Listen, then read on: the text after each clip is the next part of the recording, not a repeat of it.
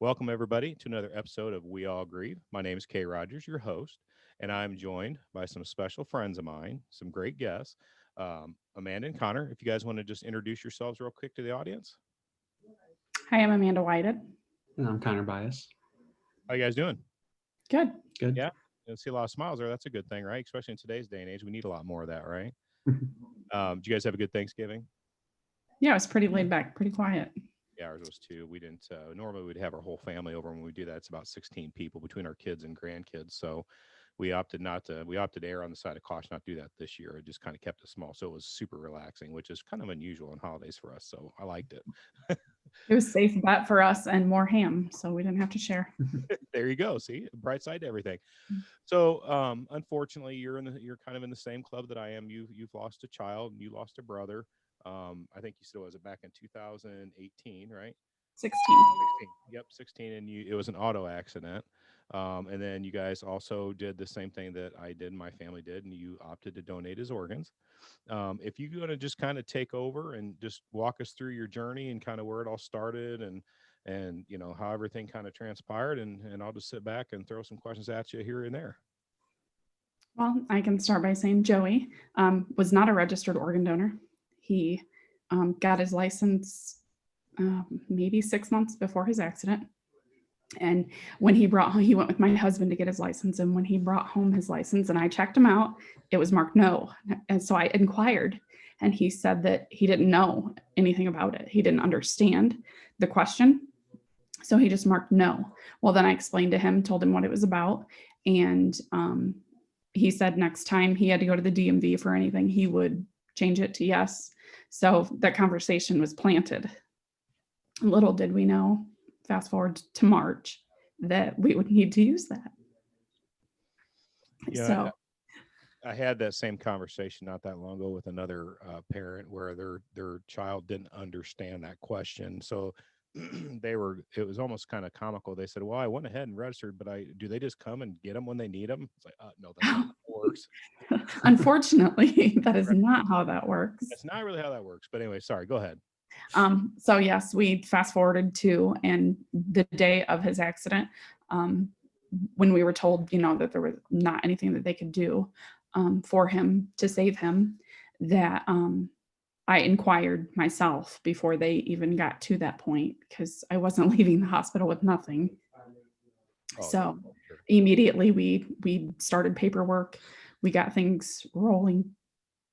I felt kind of selfish while I was there, because I just kind of wanted to get it done. Like, let's figure out where this stuff's going. I don't want to make this a 3 or 4 day thing for my family to have to go through. I mean, if there's nothing we can do, then let's move along. So they were great about getting us moved along. And that was on Saturday morning. And by 5:30 on Sunday night, they had everything in order, had the surgery then. And so, yeah, so we got all that extra time with him because we made that decision to donate his organs. And we did a direct donation with a family member, had a friend whose brother needed a kidney. So we were able to just say, yeah, sure. If he needs it, then he can have it. And you kind of get skipped on the list that way, but it was nice for him because he was actually supposed to start dialysis on Monday. So he got his new kidney on Sunday night. Talk about the worst Weird. time, but probably the best time is somebody else's, right? Exactly. And the odd thing was he lived probably right up the road from us, like 12, 15 miles, if that. I've ate at his family's restaurant, never knew them. So going back just a little bit, when you got that call, had to go to the hospital, and once you were told ultimately there was nothing they could do, was it a hard decision for your family to say, hey, we're doing organ donation, or was there a lot of conversation, or did that just kind of happen? I inquired with them. I asked would he be a candidate for that, and they said yes, and that they would send somebody from Gift of Hope to speak with us. And within the little bit from being moved from the emergency trauma area up to the neurological ICU floor, before we probably even seen him upstairs, I met with a nurse named Jody from Gift of Hope, and we just kind of rolled from there. There was no pressure. She just kind of helped us fill out paperwork in between family, and so it was a not a wonderful experience, but they made it a decent experience to not have to make it so hard. Yeah, I kind of remember that part too when we were doing that with our son. It was obviously you're in your frame of mind is somewhere else completely. You're own like in a different world, it seems like. But yeah, they do make that process really seamless.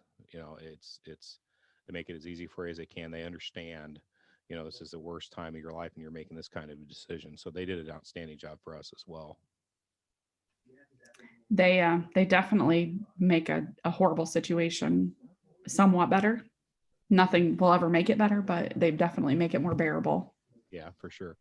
Now, Connor, do you remember a whole lot about that night or day or No, whatever happened, the incident? no. So I'm 17 now. I was 12 at the time. So just, I don't know. A lot of it was a blur, just like 2 days of blur. Yeah. Yeah, there just wasn't a whole lot of memory retention there from that time. Mm-mm. Connor and I are both ambassadors for Gift of Hope.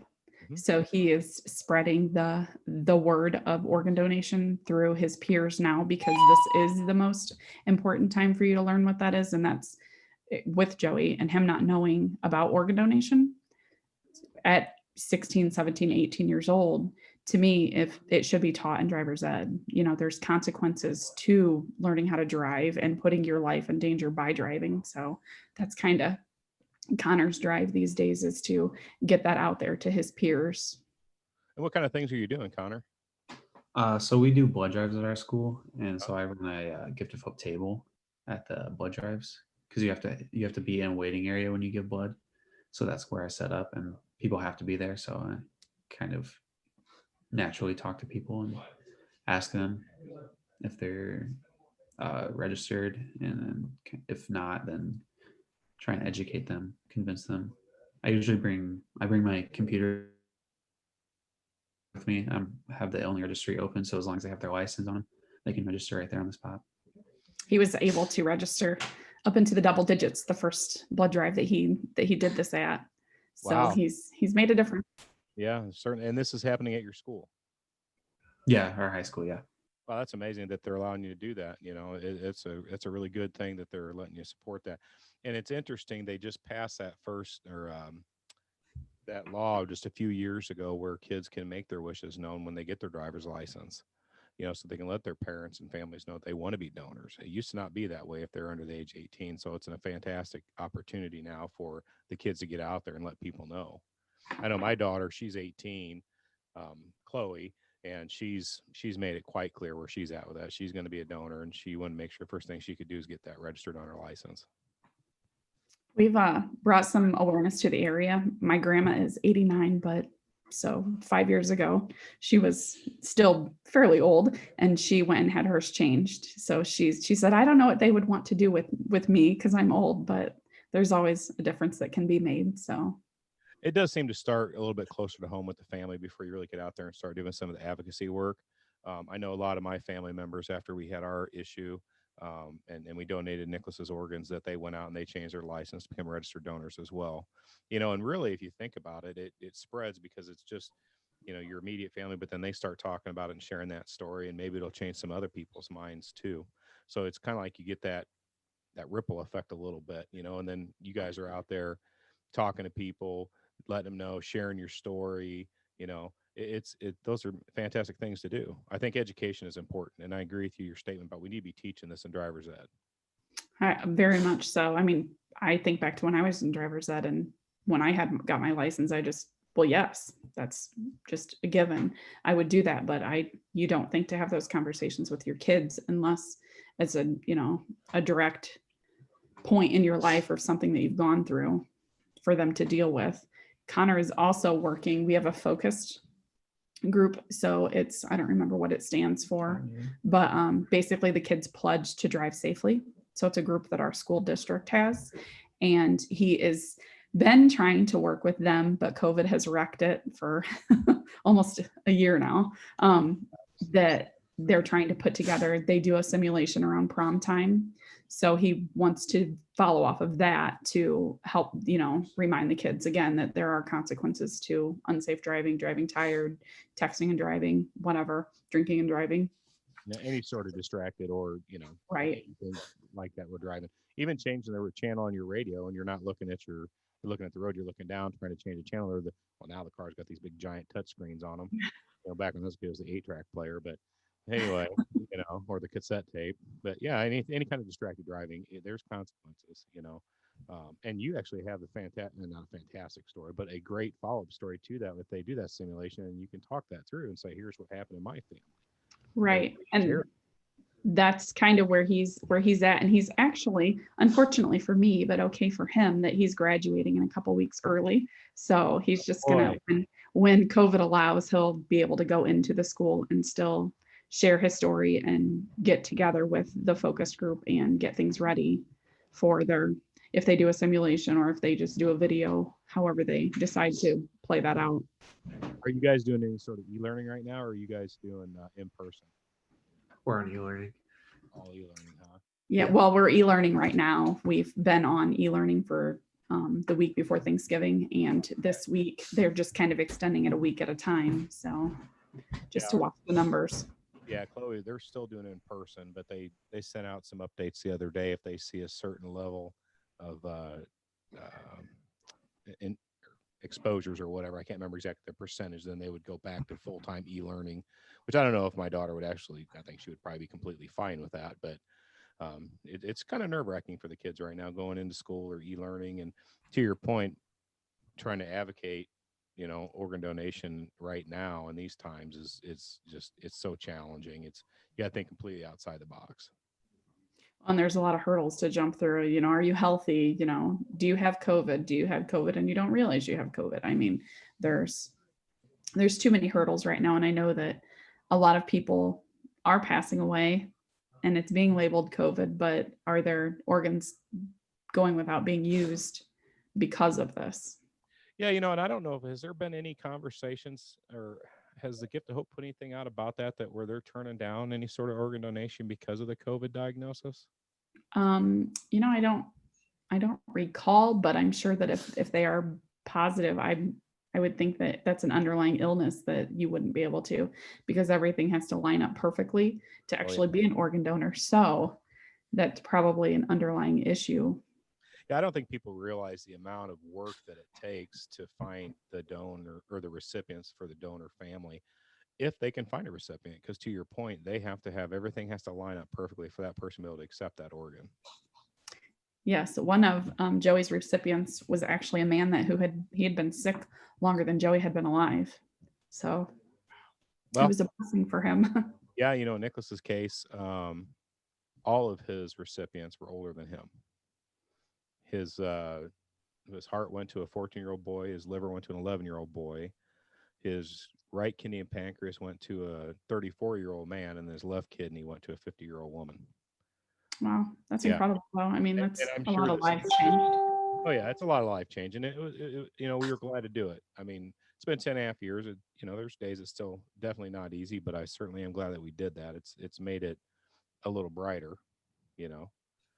So we're talking about the organ. So you were giving me a little bit of information before this on his everything that he was able to donate. Can you kind of just give us the figures that you have about all the different people and the number of people that he's been able to help? Yes. So he was able to donate his liver and both of his kidneys, and we did a direct donation with the kidneys, or with one of the kidney. The other one went to up around Chicago, and then went into the bank. And we have actually met all of our recipients as far as organs go. Wow. So yeah, it's been incredible. And we keep in contact with them. So with social media, that helps with some of them, but some of them we just on holidays, we send each other a text, happy Thanksgiving, thinking of you, just making sure, everybody's okay. We were also able to donate both of his corneas, and those went to another country, to somebody that's 28 and 21, and we don't know the gender of them. And then they were able to use 148 grafts of bone, tendon, ligament, and other soft tissue and within 19 states and 2 other countries, Canada and South Korea. So he's spread all over the United States and Canada and South Korea now. It's So got a global impact. he gets to be a worldwide traveler. Yeah, he does. And that's Yeah. incredible to hear them kind of numbers and the sheer number of people that he was able to help. I mean, that's just amazing to me. It is, and I'm grateful for the Gift of Hope because they don't have to keep up this correspondence with us and tell us literally. Sarah from Gift of Hope sent me these numbers we were on a Zoom call last month and she just sent me an update just like, hey, you haven't had one of these in a while. So it's great to be a part of that and know that, if we need anything on, from their end, they're right there willing to help us. Yeah, actually, my wife and I were talking about. We're probably to the point we'd like to reach out again. We've heard from one of the recipients. We didn't hear from all of them, and so I had mentioned in one of the podcasts that I was interested in reaching out, and my wife had mentioned that as well. So then we got a call from the Gift of Hope, and they said, "Hey, just to give you an update, 2 of the recipients unfortunately have passed: the 34-year-old man and the 50-year-old woman. But the 2 kids, the 14-year-old boy and the 11-year-old boy, back then." Are still going strong and living healthy lives and got a good bright future in front of them. So that's really encouraging. That is. I did get some news about one of our Joey's recipients, the man that is older, that he's not had some great health and that, he's got to have some surgeries to remove like his knee because he had fallen and he's not healing correctly. And one of his arms is not working correctly. So he might lose it too. So that's a little devastating for me just because he's walking around with part of my child in him, but right. Well, and you want him to be healthy and to live that yes, life after that. It's such a huge sacrifice. yes. So, how's life been afterwards? Busy. We just stay busy. We try to do everything we can to stay busy. This time of year, I run a local for our town Santa's Helpers program. So parents who need assistance with Christmas gifts, they fill out a form and a wish list for their children. And then I have sponsors who contact me and say, we'd like to sponsor a child. It's all anonymous. Nobody knows who they're shopping for. And then we get all that together and then people shop for other people's kids. And then we have a night where we wrap the gifts and then the families pick them up a couple days after we wrap. So like things like that are helpful to get us through the holidays and keep us busy. And like I said, we have 10 puppies keeping us busy right now too. So Connor, do you help wrap all the presents? No, I don't. No, I don't either. I'm terrible at that. My wife will ask me. I'm like, no, I help buy them. That's where my involvement ends. Connor is actually in a whole bunch of things. He works and he is in some different groups at school. That the Key Club is one of them. They have a high school part where it's the Christmas Club and they help kids that need help that are at that age level. My program only goes up to 13 years old. So high school kids sometimes need Christmas gifts too. So his club, well, not his club, but he's in the club that runs that. So those kids come and they run the gifts up and down the stairs. So us older people don't have to haul everything to the church basement to do that. So I need a few more of those around here, to be honest with you. Yeah, do you find yourself being more generous and more willing to do a lot of these outreach programs after that? Definitely. Yeah. I didn't involve myself in a lot of things before Nick had passed away. And it took me about a year. I think I waited about a year to where I was willing to start doing the advocacy work with the Gift of Hope. And after that, man, I mean, I stayed on it. I was all over the place. I loved doing it. I still love doing it. And also, so this time of year as well, I have a group of guys I ride motorcycles with. I'm a Mason, so we have our little Masonic riding club that we ride with, and we do an event every year. And we go out on Christmas Eve and we feed the homeless, and we also take out blankets and socks and clothes, and we've got a homeless problem in the Peoria area, so we go down to all the different homeless.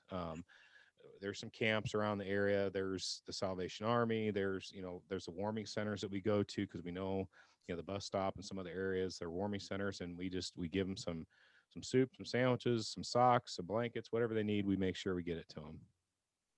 Well, I would be interested in talking to you about that after our podcast. Sure, that's fine. But I mean, I love doing that kind of stuff. I find that beforehand I was probably not as interested in doing those types of things. I mean, I would support them if somebody wanted me to donate a few blankets or something like that. That's fine. I didn't have that desire to be as involved as I do now. I I have always changed. been I've always been involved in a lot of things, and I've actually stepped back from a lot of the other things that they're important to me, but they're not as important to me. I want my drive to be driven in the right direction where my heart says it should be. So, gift of hope being one of them, and in Absolutely. this program. So, there's several things that we do. We have a bake sale in October, the first weekend in October, and then it's Joey's birthday that weekend. So we have a bake sale, and then this year was our biggest bake sale yet. We did really well, but and then we use the funds that we raise from that to purchase things like if our community needs something, we've donated buddy benches to our schools. Um, we always make a donation to the Paw Print Ministries out of Decatur that has the comfort dogs and just different things. So we like to be able to just give back, even, I mean, if it's just off of baked good funds, whatever Yeah. we can do, we like to give back where we can. Anything helps. We also support a group here. You're kind of referencing, how the high school kids need help too. They have a program here in East Peoria. It's called Moms Who Care, and they have set up kind of almost like a store within the high school that's stocked with different needs, whether it's toiletries or shoes, socks, t-shirts, whatever. Just some basic needs that kids may not be able to get at home or their parents can't afford, and they get to go in there and just kind of get what they need. And we always donate. Either we'll give them a nice donation of money, or we'll go buy some stuff and take it down to them. And we always try to make sure we're supporting these local agencies that are helping people. Because especially now, watching how this year's went, people are in desperation. They need help, and there's a lot of them out there. Most definitely. And that's not that I think that anybody should always need help, but the people who really need the help, and you can really see it in their faces and their eyes when they come to collect like their Christmas gifts, that's what makes it all worthwhile to be able to just give your time and anything that you can give for these types of organizations. Yeah, just that how that face lights up, or that smile that they probably haven't been able to have for a long time. Just that moment of relief and joy that they get. I can absolutely attest to how good that feels for people. It's amazing. So hear that, everybody out there listening, you should always do a little bit of something to give back. Even something small can make somebody else's day a whole lot better. Definitely. And support baked goods, because everybody likes bake sales and baked goods. Yes. Well, Joey had a giant sweet tooth. That kid was skinny as a rail, but he ate junk and candy all the time. So it's a given that that's what we do to celebrate him every year. Yeah, see, and that's so awesome. And like with Nicholas, because we lost him on Father's Day, and so every year on Father's Day, it's a little tough, but we always try to find something constructive to do. Like last year, of course, with coronavirus, we didn't do a whole lot, but we went on a bike ride. Took our motorcycle and just kind of rode around for the day, and just did a little memorial ride with our friends and our family and anybody that we know that rides motorcycles. And yes, I wear a helmet. And We then do too. and so then we went up through the cemetery and stopped there and just wished him, wish he was there and miss you, and just kind of, then we kind of finished off the ride with a nice dinner. Just something to celebrate their life. 'Cause I find that you can't always be sad they're gone. I mean, you can, but I think you should celebrate them too. Because there were so many years with Nicholas that we had. He was 11, so I had 11 years with him that I can fondly remember of all kinds of craziness that this kid did. And that's what I try to focus on more so, because I'm going to miss him every day. That's just never going to change. I agree to that, and that's what we always have dinner together on his death day and then his birthday. That's a given. Like, my kids better know that that's the day they're spending with me, no matter what's going on in their life for the rest of their life. Yeah, this is But just the way it is. we always get together, and we always, we either eat a Joey driven meal or have, a dessert that would be his favorite thing.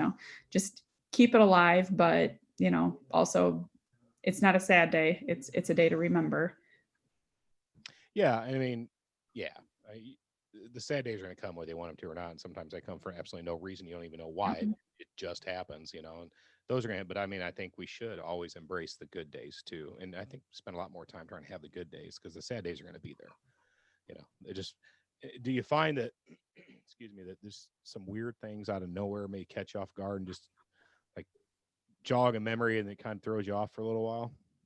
Yes, a lot. Seems like And funny story. The first Joey's first birthday of being gone. So he passed in March. His birthday is October 2nd. And fall time, we went to the pumpkin patch. And that was hard for us. That was the first birthday he wasn't here. And we're walking around the pumpkin patch and he's got a sweet tooth, Starburst, one of his things, red Starburst. There's literally a trail of red Starbursts at the pumpkin patch on the ground, just like out of the blue. Nobody else is there, just laying there on the ground. So, it was a sign. yep, You're supposed to have a good day. He was there with you. yep. Yep. And we had those same things with Nicholas. My wife had lost a necklace and she couldn't find it anywhere. And she just said, Nick, if you can help me find this stupid thing, give me a hand, would you? And Nicholas, it was funny because when he was, here, we would always send him on missions. Nick, if you can go find this for me, I'll pay you $1. And man, I mean, he was on a mission that he was going to find it because he wanted that dollar. Right. So she said that, he was gone. She kind of talked to him. And then one day she opened the side door of the van and there was that necklace with a little charm on it she had been missing. She's like, well, it had to be him because I couldn't find it. Otherwise I asked him and here it is. That's just kind of stuff that he did. I would have started a jar, put $1 in there every time she needs his help. That's a good point. Yeah, I like that. I have to tell her that. So you spend a lot more time doing charity work and advocacy work for the Gift of Hope. Do you feel like your relationships with the people close to you have gotten stronger over time after all this? Some people, I would say not everybody. I mean, I've lost friends because life is different. So Right. It is what it is. You realize who the important people are. That's right. Yeah. The ones that come out and support you no matter what and stay there with you, Right. And I've gained an incredible friend that we were acquaintances before. And she's been there and she's like, it's like she's always been here. Like she's not new to the family. She's like my kid's a second mom. If I can't be at a school thing, she's there recording it for me. So it just picked up and took off and it's going strong. Yep. That's amazing. I find it the same thing, and especially doing the advocacy work, it's normal for me to talk about the loss of Nicholas and organ donation and the people that we helped and all those things and all the incredible people that I've met, you guys and just millions of people out there through this through the advocacy work with the Gift of Hope that you get to meet. But what I find is some people get really turned off when I have that conversation, and it really makes them uncomfortable when I start talking about I lost my son, because they don't know what to say, of course, and you don't expect them to. I didn't know what to say when he was gone. I mean, what can you say? There's nothing you can. But I find that then they start shying away from you. It's almost like they don't want to talk to you since they know you've had that issue, and I think it scares them to talk to you. Is what I've kind of come to the conclusion of it. It makes you scary to them. I can agree with that completely. People think they have to treat you differently or they don't know what to say. Sometimes I kind of have the mantra, I'm sorry that my loss makes you uncomfortable.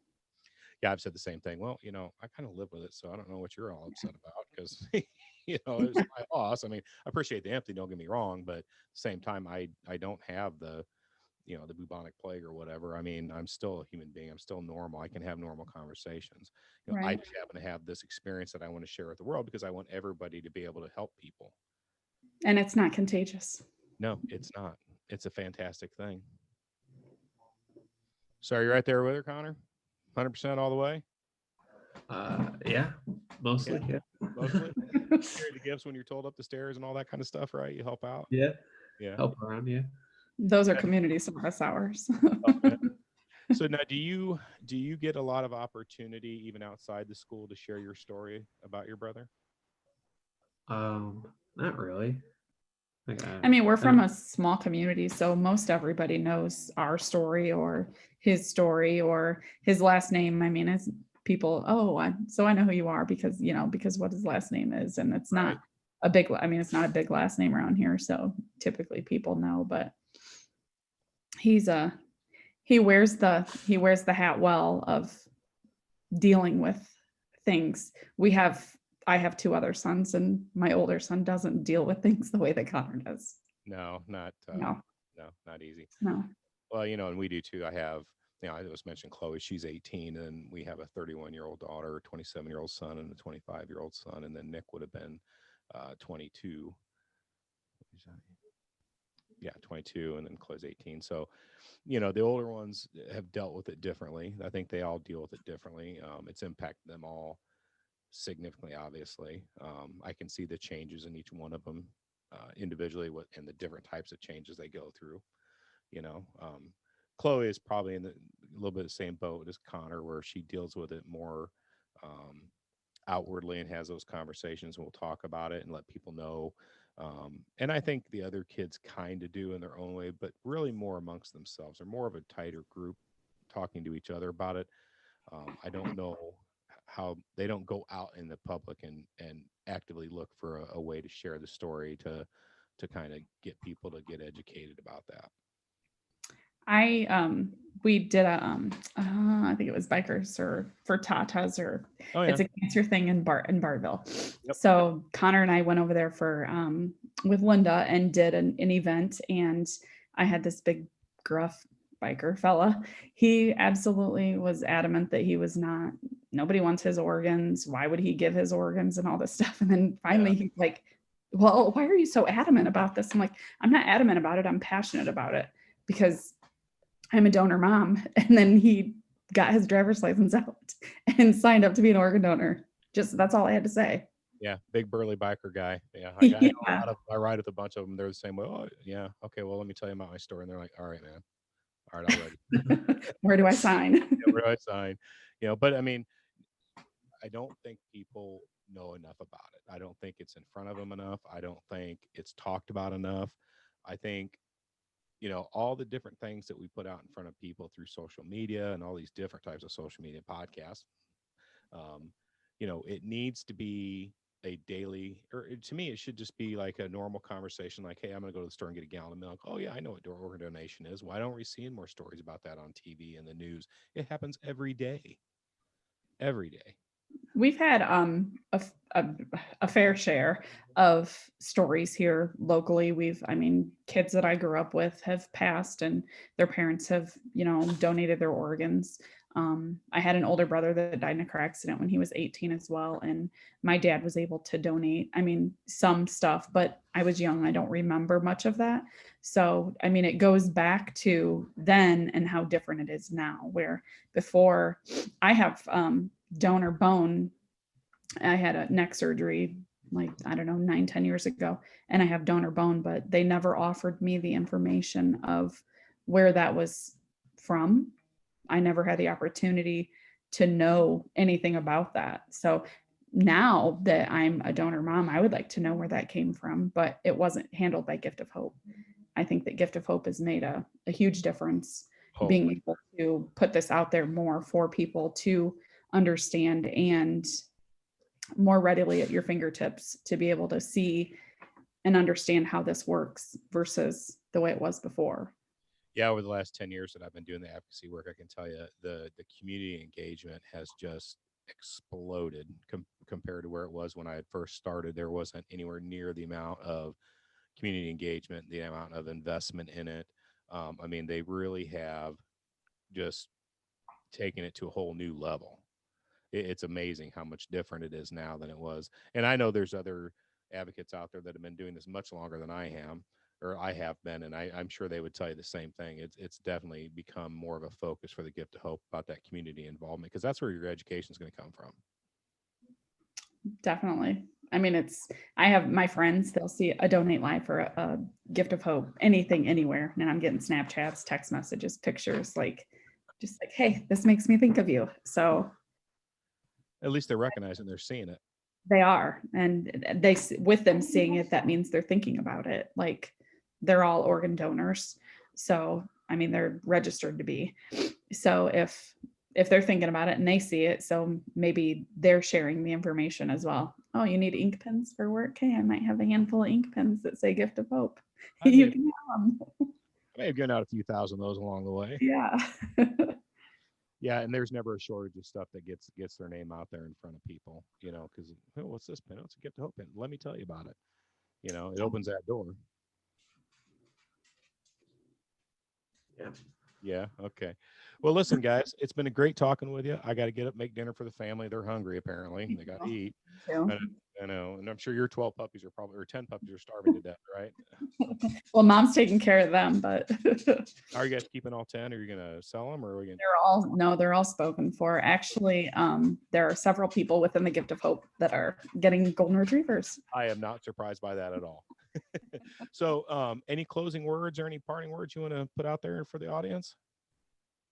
Just say, like you said earlier, if you can give a little bit here or there, a little bit goes a long way. So even if we were able to give the ultimate gift of life to people to live longer by, sparing our children. So I think that, if you can give anything through the holidays, you can pay for somebody's coffee, just pay it forward, make somebody smile, give them a good day.